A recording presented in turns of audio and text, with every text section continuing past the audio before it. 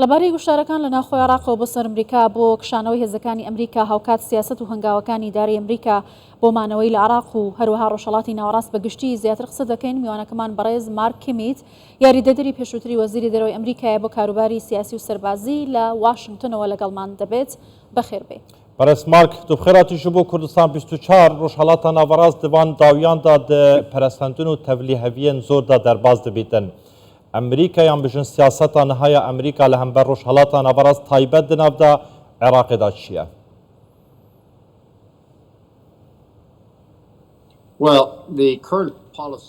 بەڵێ سیاسەتی ئێستای ئەمریکا لە ڕۆژهەڵاتی ناوەڕاست وەکڕونە ئەوەیە کە بتوانێت هاوکار بێت لە سەقامگیری و ئاسایشی ناوچەکە.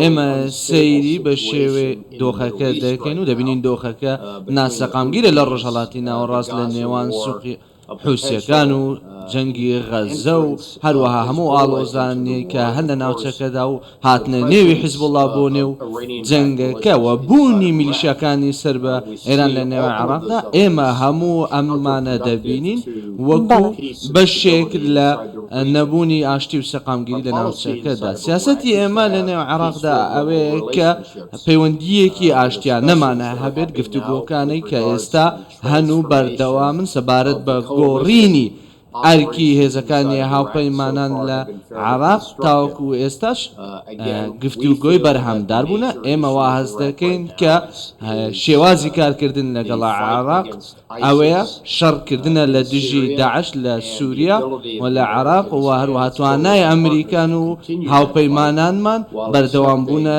لە شەڕکردن لە دژی داعش و دەبێت ئێمە ئەو گۆڕانکاری لە پەیوەندیەکاندا هەیە لەگەڵ عێراق قبول بکەین. باشە لە دوای دروستبوونی عێراقینەوە ئەمریکا یەکێک لە وڵاتانە بوو کە ڕزگارکەری عێراق بوو لە دوای 2014شەوە لەسەر داوای عێراق هاتە نێو عێراقەوە بۆ یارمەتیدانی عێراق لە پرسی تێرۆر. بەڵام ئێستا چەند لایەنێکی شیعی دژی مانەوەی هێزەکانی ئەمریکان و دژایەتی دەکەن. ئەمریکا چۆن دەڕوانێتە ئەم پرسە ئێستا بە تایبەتی؟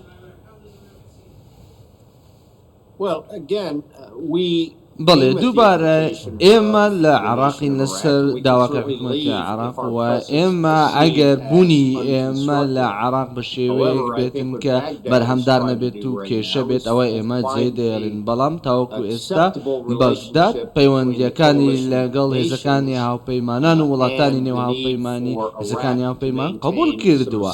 بۆیە ئێمە تاوەکو ئێستا لەوێن و تواناکانمان لەوێندەر ئامادەن. زۆر باشە. ئێرش و ئێرشکاری دنابەرە گرۆپە و ملیشیان سەر بە ئیرانێەوە و دنابەرە ئەمریکای بەردەوامن ماوە ئێرشی سەر بەرشەوەندیان هەفتوو دیکەن.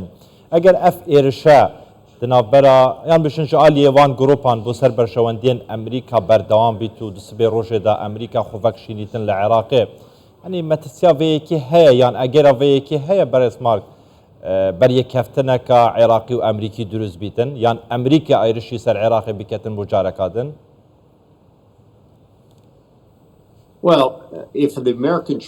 بەڵێ ئەگەر هێزەکانی ئەمریکا لە عێراق بکشێنەوە بێگومان ئێمە پێشبینی ئەوە ناکەین لەلا میلیشیاکانی سەر بە ئێران هێرشمان کرد سەر لە نێو وڵاتەکەدا. من بڕوام وایە تاکەوەکاریمانەوەی ئەوەی کە ئەمریکا ماوەتەوە ئەوەیە کە بێگومان بەرگریکردنە لە باڵیۆزخانەی ئەمریکا و لایەنەکانی دیکەی سەر بە ئەمریکا لە نێو عێراق و دیبلۆماسیەکانی ئەمریکا لە ناوچێ. بۆیە پارێزگاری کردن لەوانە ئەرکی هەموو وڵاتێکە ئەوە بێگومان بەرپرسیارەتی ئەو وڵاتەشە کە باڵیۆزخانەی ئێمەی لێە پێویستە بیپارێزیت. ئەوە ئەمریکا دوو دڵ نابێت ئەگەرە عێراق نەتوانێت یاخود نێوێت پارێزگاری لە باڵیۆزخانەکەمە بکە. ئەوە ئێمە ئەوەی پێویست بێت دەیکەین هەر کارێک پێویست بێ دەکەین بۆ ئەوەی هەڕەشەکان نەمێنن. باشە پێتان وایە کە هیچ گۆڕانکاریەک لە سیاسەتی ئەمریکا لە ڕۆژهەڵاتی ناوەڕاست بکرێت لەگەڵ بەردەوامی ئاڵۆزیانەی کە بەرژەوەندیەکانی ئەمریکاشی کردوتە ئامانج؟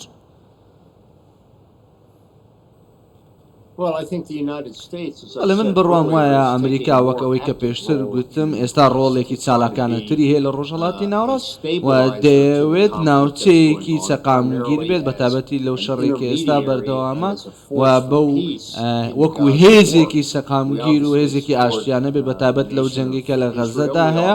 بێگومان ئێمە پشتیوانی لە وڵاتی ئیسرائیل دەکەین، پشتیوانی لە خەڵکی فەڵەستین دەکەین. ئێمە پشتیوانی حەماس ناکەین. وەکو وڵاتێکی وەکو گروپێکی تیرۆریستی بەڵکو ئەوانەی کە بوونەتە سەرچاوی کێشەیەکە کە بێگومان وای کردووە دۆخێکی ناسەقامگیر و شەڕێکە دروست بێ لە نێوان فەڵەستینی و ئیسرائیلەکان ئێمە لەگەڵ چارەسەری دوو دەوڵەتین کە لەلایەن هەمووانەوە قبول کراوە و ئەمەش ڕەنگە یەکێک بێ لە هۆکارانی دەبێتە هۆی سەقامگیری ناوچەکە فەڵەستینیەکان و ئیسرائیلەکان بێکەوە بژین وەکو دوو دراوسێ. زۆر باشە بەرز ماک لە 2003 ئەمریکا دگەل هەفپەیمانن خوا عێراق ji destê دیکتاتورێکی ڕزگار کرد. بۆچی گەشتەوی ئاستەی و عێراقی تەسلیمی گرۆپên çekdar biketin, تەسلیمی ملیشاتێکی بکەتن و ئەم ملیشا سبە ڕۆژێ ێرشی سەربەرشەوەندێن ئەمریکای بکەتن. بۆ گەشت بڤی ڕادەی؟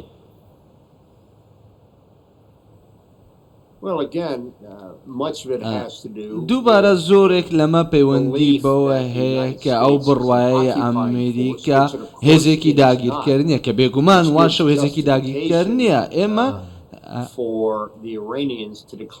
لەوێن دەرین و ئەم بڕیارە و ئەم جۆرە بیرکردنەوەی پاساودانە بە میلیشیەکانی سەر بە ئێران بۆی هێرش بکەنە سەر هێزەکانی ئەمریکا و میلیشیەکانی سەر بە ئێران لەناو عێراق ئەمەیان بە پاساودانە هەوڵ دەدەن بۆ ئەوەی هێزەکانی داگیرکرد بخەنە دەرەوە. بێگومان ئەمریکا هێزێکی داگیرکرد نییە، بەڵام دووبارە ئەمە شێکەکە لە هۆکارێکە کە نەتواندراوە هێزەکانی یاخود چەکدارەکانی سەر بە ئێران نەتوانن هێزێکی زیاتریان هەبێت، دەسەڵاتی زیاتریان هەبێت و بێگومان حکوومەتی شکاری خۆی کردووە.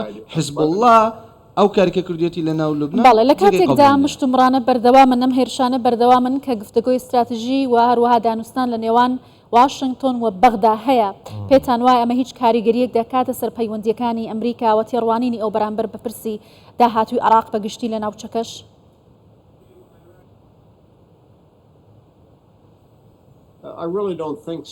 من لەو بڕواایەدانیم چونکە دووبارەوەی کە ئێمە قسەی لەبارەوە دەکەین بە شێوەیەکی سادا ئەوەیە دووبارە پێناسێن بەخشینەوەیە بە ڕۆڵی هێزەکانی ئەمریکا هێزەکانی هاوپەیمانان لە نێو عێراقدا.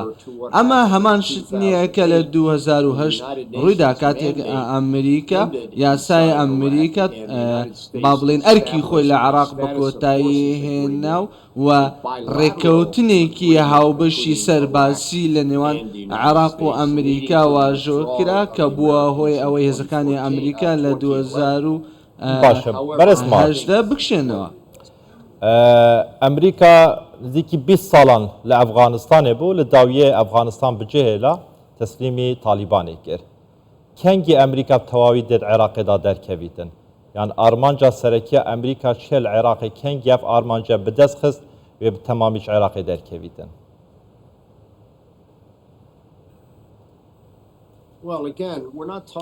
دووبارە ئێمە قسە سەبارەت بە کشانەوە لە عێراق ناکەین، ئێمە قسە دەربارەی گۆڕینی ئەرک و خود دووبارە پێناسکردنەوەی ئەرکی هێزەکان دەکەن لە عێراق. حکوومەتی عێراقیش بێگومان ئەمەش دەربڕیوە ئێمە و پەیوەندیمان لەگەڵ سەدانە وڵاتی دیکەش ئێمە لە ئوردن و لە سعودیا و لە کوێت و چەند وڵاتێکی دیکەش هێزەکانمان هەن کە ڕێگە دەدات ئەمریکا بە شێوەیەکی و پەیوەندیەکی دوولایەنە لەگەڵ بەغدا بۆ ئەوەی بتوانێت هاوکارێک بێتن لە ئاشتی و سەقامگیری و وەکو هاوکاریەکی پێویست بێت لە پێناو سەقامگیری بۆ حکوومەتی عێراق و وەکو پێخشینی ڕاهێنان و چەندین شێوازی دیکە هاوکار بووە. من ئاماژە بۆ دەکە ئەو پەیوەندیە هەمان پەیوەندیە ئێمە هەمان لەگەڵ 2012 و 2014 هەمان بوو تاوکاتەی داعش هاتە نێو وڵاتەکە و عێراق پێویستی بە هاوکاری زیاتر بوو بۆ ئەوەی بتوانێت لە دژی داعش بگەنجێت. بۆیە ئەوان میوانداری ئەمریکا هێزەکانی هاوپەیمانیان